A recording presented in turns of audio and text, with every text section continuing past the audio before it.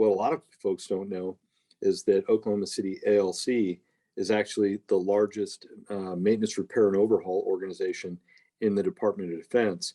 And I think we're the largest in the world, with Ogden ALC being the second in size, and Delta's technical operations being third, and I think Warner Robins ALC is fourth. So that just shows you the size and the scale that the Air Force's 3 depots bring to the fight. Hello and welcome to this episode of Tinker Talks, the audio format podcast that deals with everything inside the fence of Tinker Air Force Base. I'm April McDonald, your host for this episode, and this time we are sitting down again with Major General Jeff King, commander of the Oklahoma City Air Logistics Complex. And this podcast was done over Zoom, so you may notice a little difference in the audio. Here we go with General King. So welcome, General King. It's good to have you on here again. Thanks, April. I appreciate being able to spend a little time together and tell the story of Oklahoma City Air Logistics Complex and brag a little bit about our people. Well, in part one of our discussion, you mentioned the Chief of Staff's charge to accelerate, change, or lose, and you said losing is not an option. Can you talk about the importance of the work we do here as it relates to the Chief's charge? Yeah, you bet, April. This is actually one of my favorite topics. In the strategic landscape, let's start there. Something like 60% of maritime trade, being raw materials and finished goods and microchips, as we're all aware of, flows through the Pacific. So ensuring free and open trade in shipping in that theater is vital to our economy. And what's happening with Ukraine and Russia right now shows just how quickly a regional player in Europe can disrupt peace and stability and supply of the global commodities such as oil and gas, precious metals that we get from Ukraine, and in agricultural products that kind of sustain the world.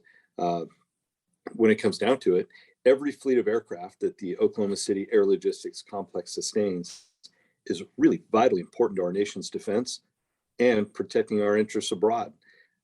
And here we've been overhauling aircraft engines and parts for 80 years. The work done in the ALC is at the foundation of readiness, right? So when we talk about accelerating change or lose, it becomes, something very personal to us. As I said in the last podcast, 2 of our biggest challenges today are related to geriatrics and pediatrics. And what I mean by that is very old fleets of aircraft and very new ones. Our legacy fleets, they find new ways to break. And our newest aircraft, they require new methods of inspection and repair. And any interruptions in the supply chain disrupts our operations. And we experience all of those things here. So accelerating change in certain areas within the complex is absolutely vital to our continued success and support of the warfighter.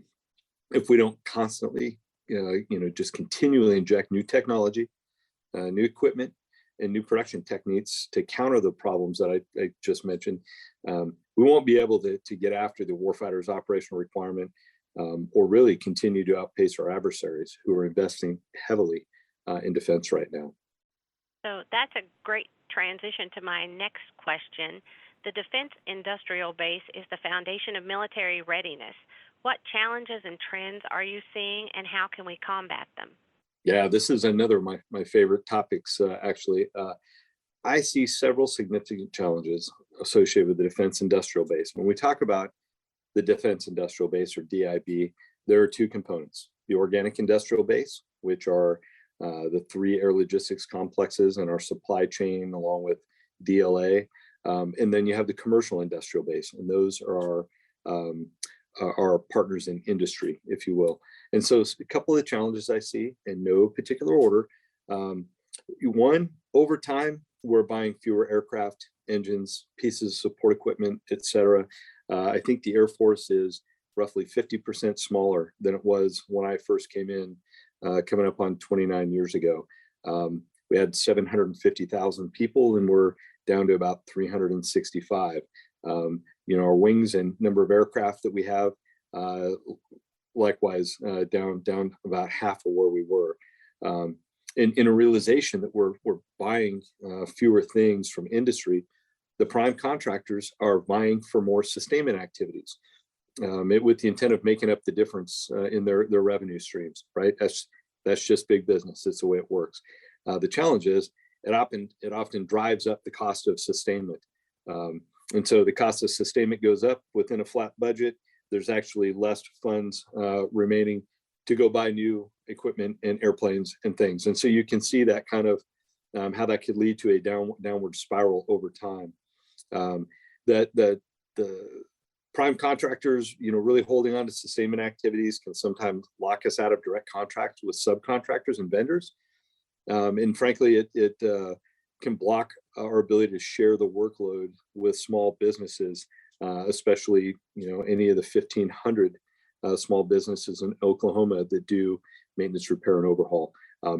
That's one challenge. Another problem we're seeing is the commercial industrial base is becoming less responsive in many areas that are important to the Department of Defense. Many sources of supplies are drying up due to lack of demand. Kind of ties back to what I said before. We're buying fewer aircraft, pieces of equipment. And in some cases, the commercial manufacturers are just seeking more profitable endeavors. Again, that's just part of business. I'm told something like 20% of our contracts that we put out to procure legacy aircraft parts and consumables receive zero bids from industry. And so that's a problem for us not having the material we need. And that drives what we call a cold start condition. And that's where we have to go out and try and reestablish manufacturing capabilities, either in the commercial industry, or we have to create the capability within one of our depots so that we can manufacture those parts or parts ourselves. It's a lengthy process, and it drives a lag in material availability that affects our timeliness on PDM lines, parts on the shelf for warfighters, and even war reserve engine availability. So that's a problem too.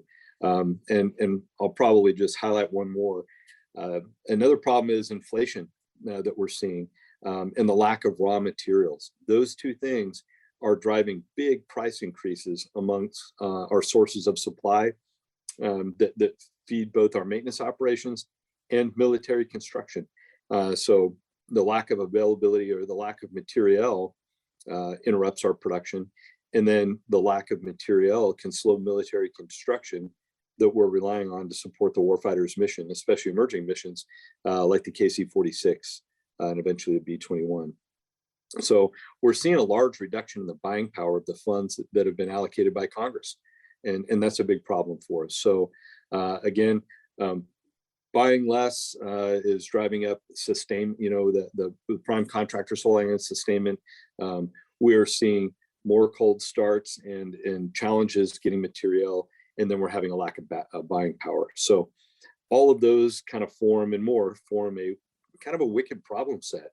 But in truth, I think challenges kind of open the door to opportunities, and that gives kind of a tee into kind of sharing what we're doing within the complex to get after that problem set. We're working hard to increase speed and quality and reducing the cost of depot maintenance by applying the theory of constraints tied closely with continuous process improvement techniques.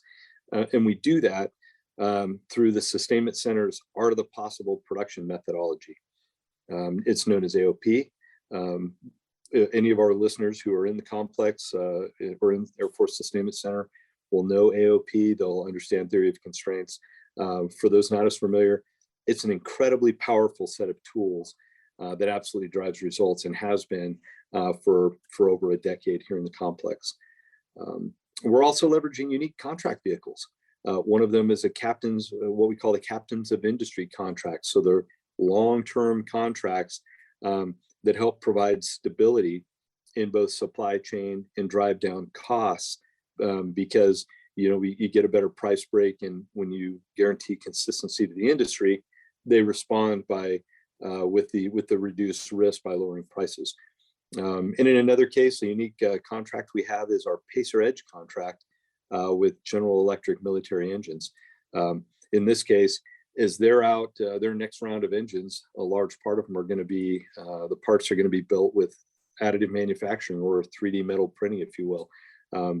They've got the the mold. We're buying the equipment, they're transferring it here, and they're giving us, and we're buying all the data rights. So as they go out and develop new engines additively, they're helping us build the capability to sustain and repair them using additive manufacturing. It would be incredibly powerful. Imagine like a part that has 300 subcomponents, like a heat exchanger. Imagine being able to print that with a metal printer, only one part. It's cheaper, more reliable, and can often be produced faster. So that's another way we're getting after things.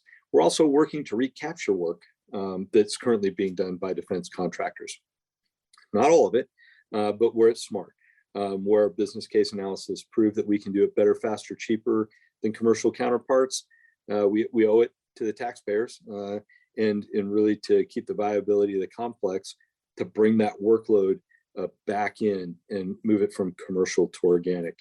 And probably one or two other areas. We're procuring new equipment that increases speed and capacity, allows us to do better data sharing, do predictive analysis on how the machine is running so we can increase uptime.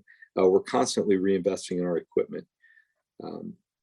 One thing I would like to highlight is we really try and pull innovative ideas from just an incredible team of engineers and of course our talented technicians, folks we call our industrial artisans. And we do that through what we call our cost-effective readiness program. And those initiatives that have bubbled up from the ground up have helped produce about 500 million in cost savings and avoidances over the last 6 years. I mean, that's a number, right? That's making a dent in the cost of sustainment. And those are just good ideas where folks have found a way to do, with either workarounds to counter material shortages or the ways to speed production. Absolutely huge.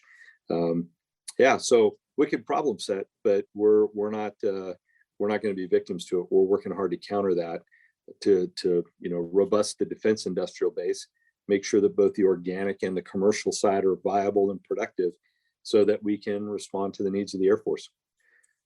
Hope that helps. That's great, sir. Can you explain predictive maintenance and how it benefits the OC-ALC workforce? Yeah, absolutely. And I kind of touched on it in the last question a little bit. The airlines have been using predictive maintenance for years, and it basically leverages big data. Whether they tap into onboard diagnostic systems on the aircraft to leveraging historical maintenance data in their databases, they have very successfully moved from a fly to fail mentality to conducting maintenance when an airplane is scheduled down for other maintenance or actually in between scheduled flights. It's pretty awesome. Sometimes the plane will be able to tell you that it has an actuator or a fuel pump going bad. It radios the signal back, and at the same time, they find the part, send it to the next location, and while they're downloading and servicing aircraft and uploading, they're actually performing the maintenance.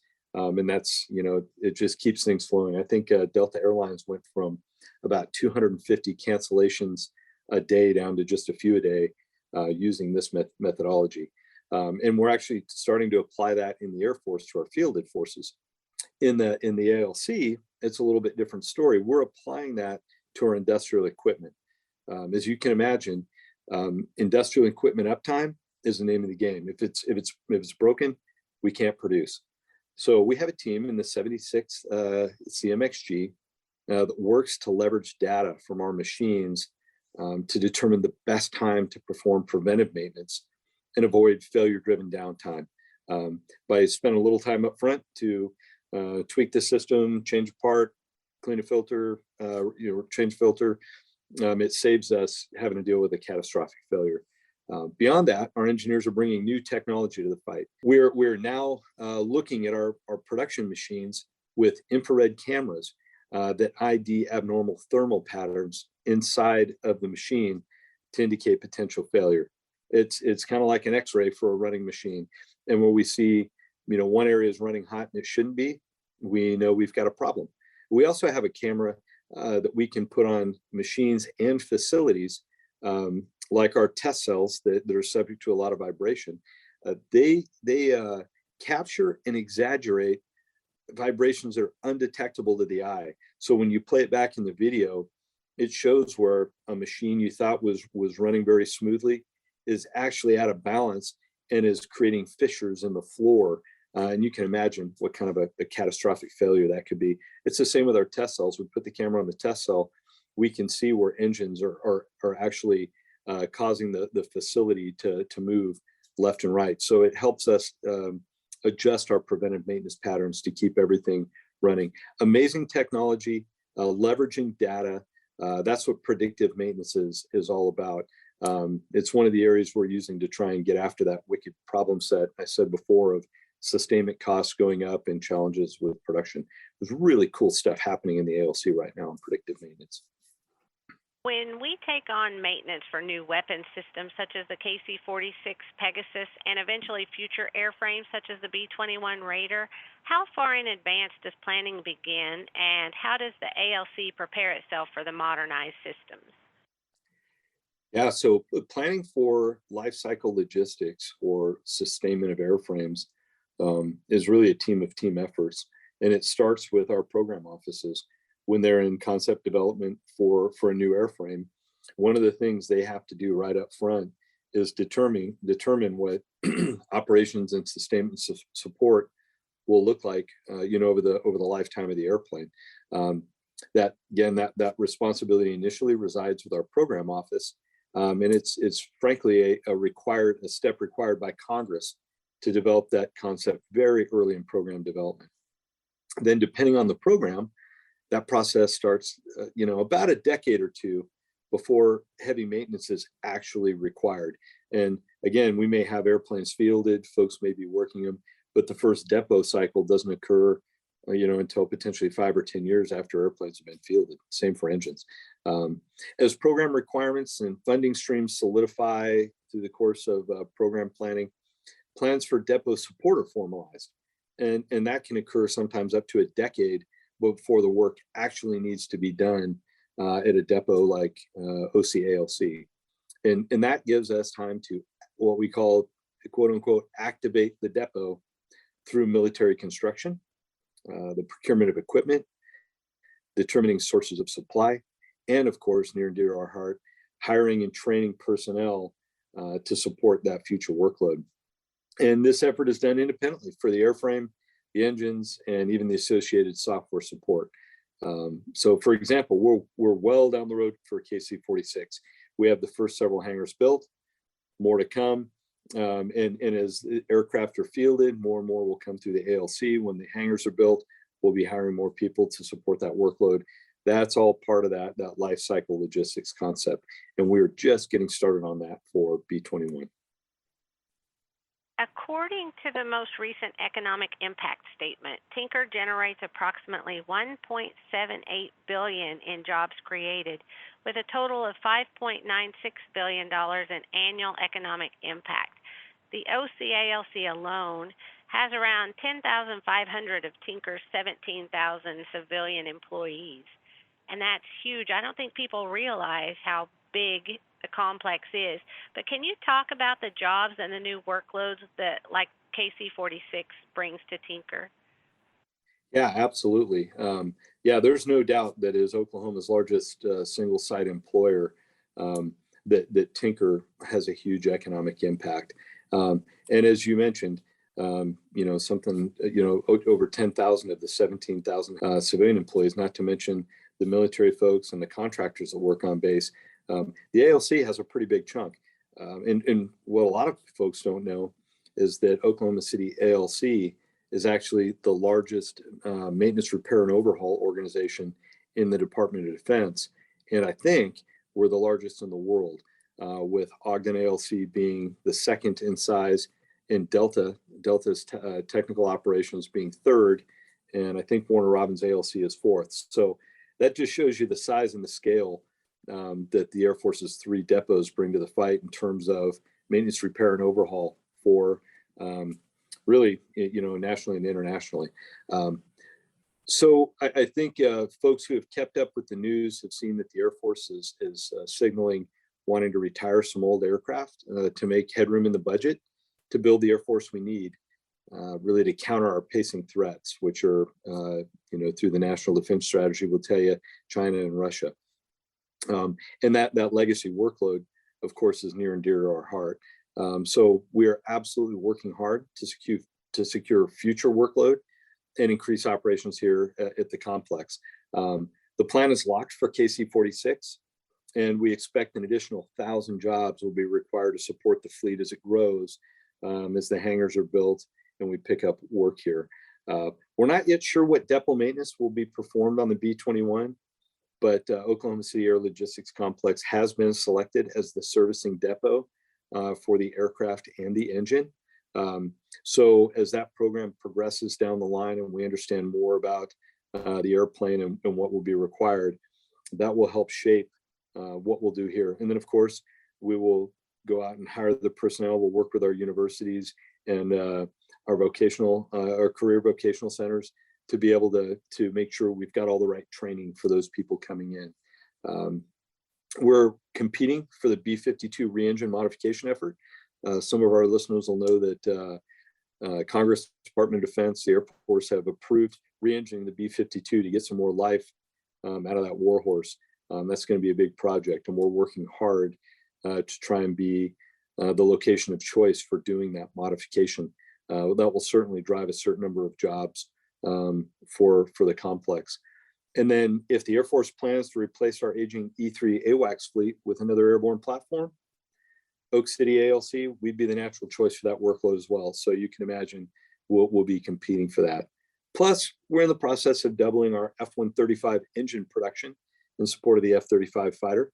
And really all of those efforts will require manpower that will not only benefit the organic industrial base capability, but it'll benefit Tinker's economic impact on the local community and in the state of Oklahoma. I think there are pretty exciting times ahead for OC-ALC, and we're working hard to bring those visions, to make those visions a reality. It sounds very exciting in the future, and I can't wait to see how it all unfolds. But you talked about partnerships with career techs and getting people here. Why are those partnerships with career techs and academic institutions vital to the industrial complex? Yeah, that is such a great question. First of all, our career technical centers and Oklahoma's outstanding universities provide us with our most valuable resource, and that's our workforce. And in fact, we hire about 1,000 people a year here in the complex. 2/3 of those backfill personnel who retire or seek employment elsewhere, and about 1/3 support growth and workloads. So that's kind of the, who we draw on. Not all of the people we hire come from career technical centers or the Oklahoma's universities, but they are certainly a big part of our life's blood, which is our personnel. We hire about 85% of the graduates from Oklahoma's 5 incredibly responsive career technical centers, and we hired scores of graduates from Oklahoma's universities. In fact, we hire about every university graduate that can be employed by the Department of Defense, especially those in the STEM career fields. We have just an insatiable demand for engineers across the ALC, and I know that holds true for our program offices and the supply chain management wing as well. So those partnerships help ensure that our future employees are best prepared to advance the ALC's mission. And as we take on new mission sets, like say the B-21 that may require expertise in working with composites and materials, well, then we will work with our universities and career technical centers to make sure they're building a curriculum. So those partnerships, the give and the take, are really, really important to our ongoing production. Besides the career technical centers and universities being our life's blood for manpower personnel, the relationship that we have with them through our educational partnership agreements is really important to accelerating change within the complexes. In 2019, the Department of Defense dubbed the air logistics complexes as national laboratories. And this is important because it opens funding streams for research and development and allows us to enter into these very unique partnership agreements with the universities. They allow us to share ideas, work collaboratively on projects, have access to unique equipment that either the ALC has or the university has. So it helps us expand our capability to solve real world problems. And we offer kind of real world issues to help bring course curriculum to give it another dimension to make it real. So a lot of real big benefits associated with these educational partnership agreements. We currently have 3 in play that we have signed, one with University of Oklahoma, one with Oklahoma State University, and one with Oklahoma Christian University. And if weather holds, we'll sign our 4th tomorrow with the University of Central Oklahoma. That one's unique amongst the 3 because it is allowing us to donate a supercomputer to the university. They have an expertise in cluster computing. We have moved beyond this current piece of high-tech equipment. So while we have moved past it, this will be a very important upgrade for them as they advance the art in cluster computing. And these partnerships allow us to do that. In fact, they open all kinds of doors when it comes to injecting new technologies into the complex, as I said, as well as solving complex problems that impact national security. Had a lot of success there. Congress and the Air Force both recognize the value of these educational partnerships by providing $5 million in direct funding in fiscal year 21.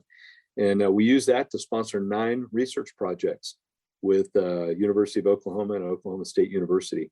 All of them accelerate emerging technologies like artificial intelligence, machine learning, additive manufacturing, and developing novel chromium-free aerospace coatings, basically healthier, safer paint techniques for our aircraft. It's also helping us advance what we call in situ monitoring to improve the quality of 3D metal printing. And 3D metal printing is cutting edge in parts manufacturing. And so we're working with the universities to accelerate that. And one other area is detecting defects in composite materials in bonded components. So what that means is if I have an engine blade that I'm taking off a used engine that's in for overhaul, I don't have to strip the material just to inspect it and decide whether it needs to be repaired, replaced, or used as is, and then reapply the coating. All I have to do is inspect it. If it needs work, then I run it through the process. If it's beyond repair, I dispose of it. If it's good to go as is, I press. So that will help increase speed in the complex. All of these efforts are game changing. And we very much appreciate the funding Congress gave us to go advance those technologies with our universities. Speaking of game changing, this one I'm really excited about. Our software engineering group is partnered closely with University of Oklahoma to advance the art in artificial intelligence and machine learning. That combined team recently put together a paper about their progress and presented it at the Digital Avionics Systems Conference.